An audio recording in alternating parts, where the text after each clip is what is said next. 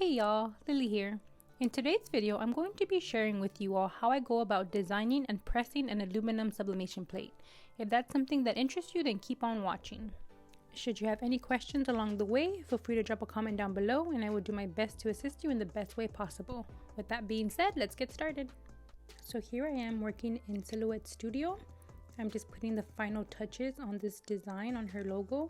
A customer came in and wanted me to make her an aluminum sublimation plate. So I just have to kind of get the design as close to this photo that she gave me. So here I am just recreating it. I had her logo already made, so I'm just trying to figure out a similar font. So here I provided her with two different options. So I'm going to go ahead and just speed up this clip of me designing, getting the placement correct. If you would like a video of me going into more detail about how I create my logos and my designs, then drop a comment down below and I will do my best to make that happen.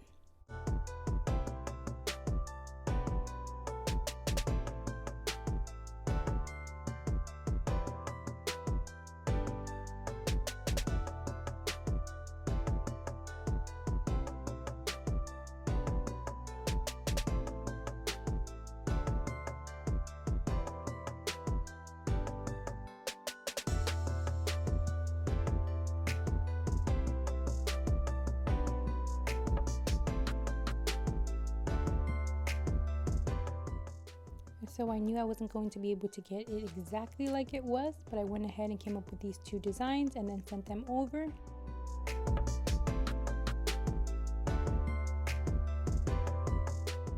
She ended up choosing this design. So here I am just getting everything ready to be able to print it out. I'm changing my media size because my printer only prints 8.5 by 11. I'm just making sure I align everything correctly, making sure nothing is out of the print border because I don't want anything to be cut out or left out. So here I just flip my image horizontal and I'm just going to go ahead and send it to the printer as I normally would. Here are the options that I use. You choose your printer, choose your settings, and here we have the mirror image option. I would choose this if I already hadn't flipped my design horizontally in Silhouette Studio. I always flip my design horizontally because sometimes I forget to do that at the end to click the mirror image and I don't want my image to come out backwards. So if you're not forgetful like me, you can always just go ahead and click that mirror image button. And I'm going to go ahead and head over to my Epson printer. I'm going to load my paper with some A-Sub. I will leave a link in the description box below with the paper that I use in case you want to pick that up.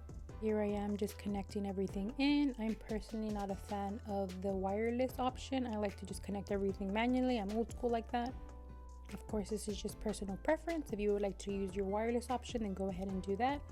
So printing a sublimation transfer does take a bit to print depending on the design. I think this one took maybe 2 or 3 minutes.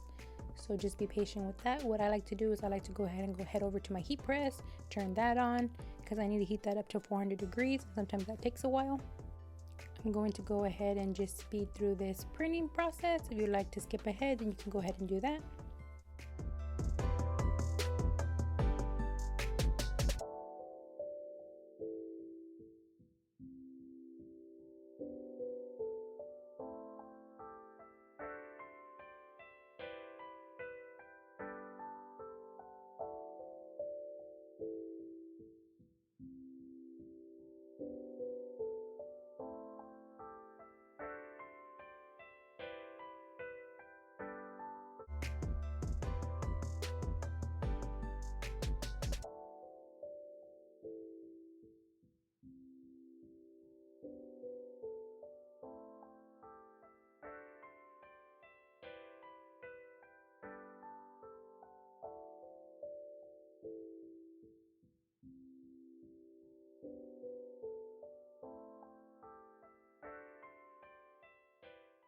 So as it's printing, I know the colors don't look as vibrant or as bright as they did in Silhouette Studio, but don't worry, whenever we press the transfer onto our sublimation blank, it's going to look completely different.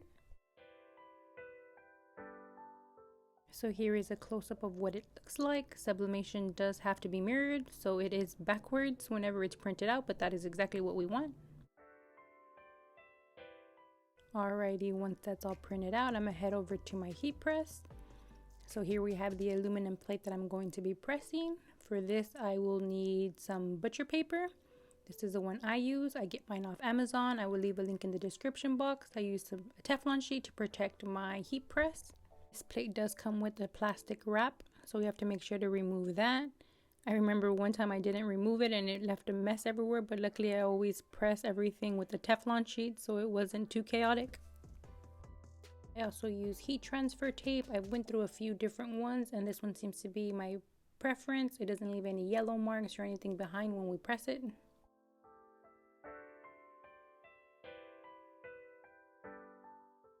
Alrighty, so then I'm gonna go ahead and just align everything, make sure everything is correct, nice and centered. There's nothing worse than a crooked design. So definitely be patient with this process.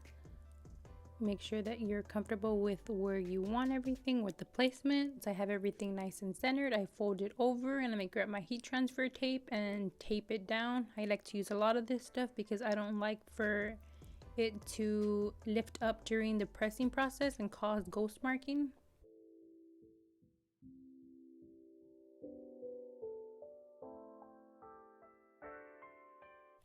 So I'm going to go ahead and just speed through this process. Once everything is nice and taped down, I put my butcher paper at the bottom of the sign. I put the butcher paper on top of my design. And I make sure everything is nice and protected because the ink does bleed.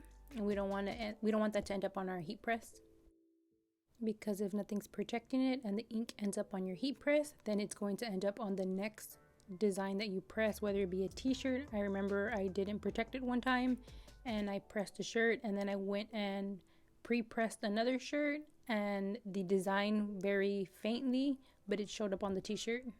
Now that it's protected with butcher paper and a Teflon sheet, I'm going to go ahead and press it at heavy pressure at 400 degrees Fahrenheit for about 60 seconds.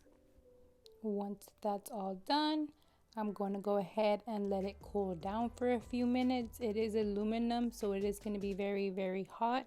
If you do have heat protection gloves, then you can go ahead and remove it right away. I do have a link in the description box below for the ones that I do use, but I don't have them with me right now, so I'm just going to go ahead and let it cool down. You can see I'm hesitant to peel it off because it is very hot and it does burn and it does hurt. Alrighty, so here I am just going to test it out to make sure everything is nice and cooled down. So I'm able to touch it and it's not hot, so I'm able to safely remove it. If you can see right here, the ink did bleed. That's why I always like to protect anything that I'm making, any sublimation, HTV, with butcher paper or Teflon sheet. So now I can safely remove the tape from the back without being worried that I'm going to get burnt. So I'm just going to go ahead and peel all that off.